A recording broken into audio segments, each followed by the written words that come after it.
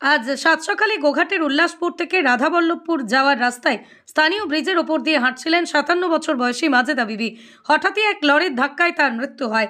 এই ঘটনাকে কেন্দ্র করে ব্যাপক উত্তেজনা সৃষ্টি হয়। স্থানীয় মানুষরা পথ অবরোধ করে বিক্ষোভ দেখান। ঘটনার খবর পেয়ে তড়িঘড়ি ছুটে আসেন গোঘাট থানার পুলিশ।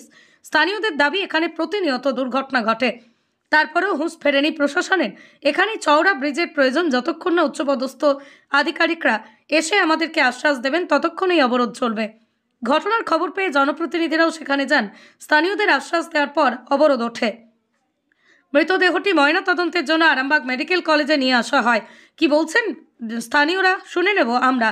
আপনারা দেখছেন খবর আরামবাগ, আপনার পাশে, আপনার সাথে।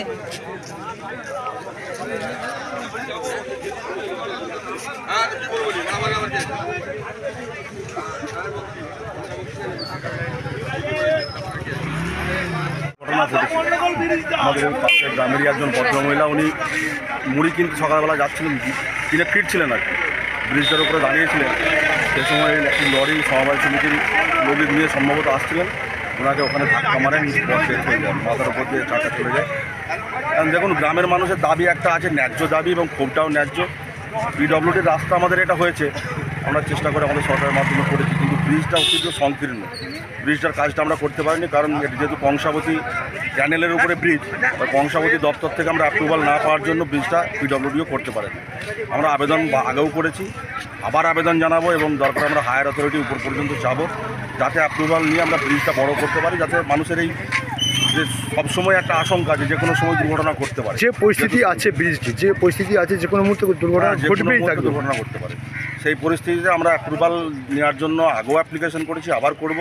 আমরা উপর পর্যন্ত যাব, যাতে ব্রিজটা আমরা ভেঙে বড় করে করতে পারি, এবং যাতে কংসাবতী আমাদেরকে অ্যাপ্রুভালটা খুব তাড়াতাড়ি দেয়। কংসাবতী অ্যাপ্রুভাল দিলে আমরা পঞ্চায়েত সমিতি, জেলা পরিষদ বা পিডব্লিউডি এই আবেদন করে জিনিসটাকে করতে পারবো। আমরা চেষ্টা করবো যেন খুব শীঘ্রই ব্রিজটা করতে পারি। গৃহবধূর নাম কি? মাকসুরা বিবি। কত বয়স? ওনার বয়স 50-52 বছর বয়স। কি চাইছে গ্রামবাসীদের? গ্রামবাসীদের একটাই দাবি, যেন ব্রিজটা বড় করা যায়। এই নিত্যদিনে আশঙ্কা নিয়ে পারাপার করা, এখানে মানে জনবহুল এলাকা, মানুষ এখানে থাকেন সবসময়, বাচ্চা কাচ্চারাও সবসময় যেহেতু পাশেই বাড়ি, অতএব সেক্ষেত্রে ব্রিজটা ভেঙে বড় ব্রিজ একটা করা, এটা মানুষের ন্যায্য দাবি। এই দাবিকে সম্মান জানিয়ে আমরাও লড়াই করবো, যাতে ব্রিজটা খুব সহজ করতে। পরিবারের তরফ থেকে কী চাইছে? পরিবারের তরফ থেকে দেখুন, খুবই তো গরিব পরিবার, সরকারিভাবে যা অনুদান আমরা ওনাদের পাশে আছি এবং আগামী দিনেও থাকবো। সরকারিভাবে যা যা পাওয়ার, আমি ভূমি কর্মদক্ষ হিসাবে কথা দিচ্ছি, আমার গ্রামের মানুষ সমস্ত কিছু পাবে। গাড়িটাকে আটক করেছে? হ্যাঁ, গাড়িটা পুলিশ নিয়ে গেছে থানাতে, গাড়িটা থাকবে, এনকোয়ারি হবে, মালিক আসবে, এবং পরবর্তী ধাপে যা আইনি প্রক্রিয়া আছে সমস্ত কিছুই হয়। আপনার নাম? সঞ্জয় খান, গোঘাট পঞ্চায়েত সমিতির ভূমি কর্মদক্ষ।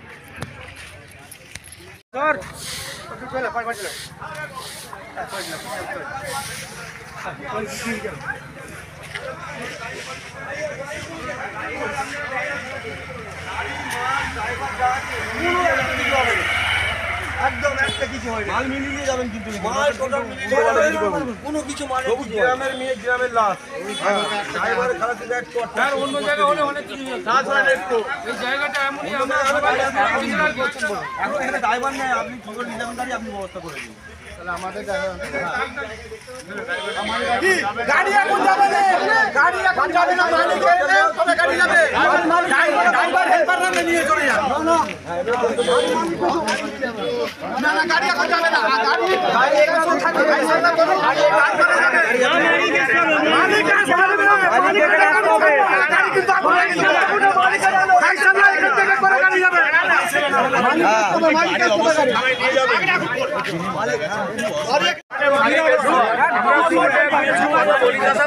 তারপরে গাড়ি আবু গাড়ি একদম হাত দেবেন,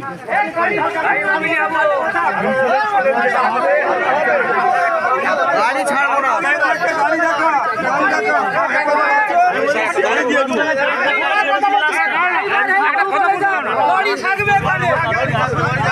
আমি স্যার একটা কথা বলছি, স্যার এখন একটা 1.5 মাস টাইম লাগবে। গাড়ি থাকা গাড়ি এখানে গাড়ি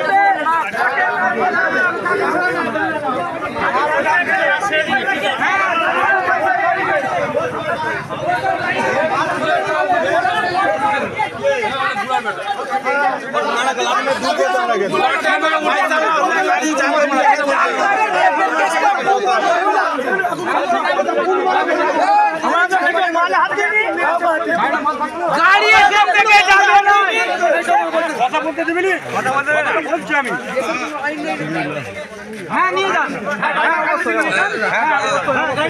ড্রাইভার খালি থেকে নিয়ে যান, গাড়ি থাকবে। হ্যাঁ না, কারোর গায়ে হাত দেওয়া হয় না, কারোর গায়ে হাত দেওয়া হয় না আমাদের।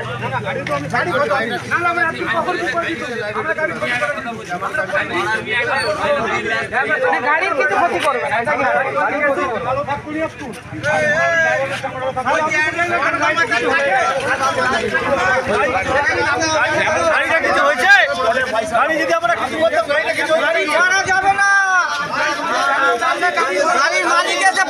নার্সিং হোম, এখানে অভিজ্ঞ ডাক্তার দ্বারা নরমাল, সিজার, হাই রিস্ক প্রেগন্যান্সি, ডেলিভারি সহ সমস্ত অপারেশন সুলভে করা হয়।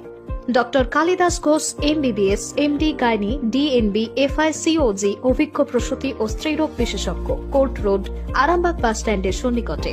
যোগাযোগ নম্বর 7384893374 অথবা 9153144650 অথবা 7001653381।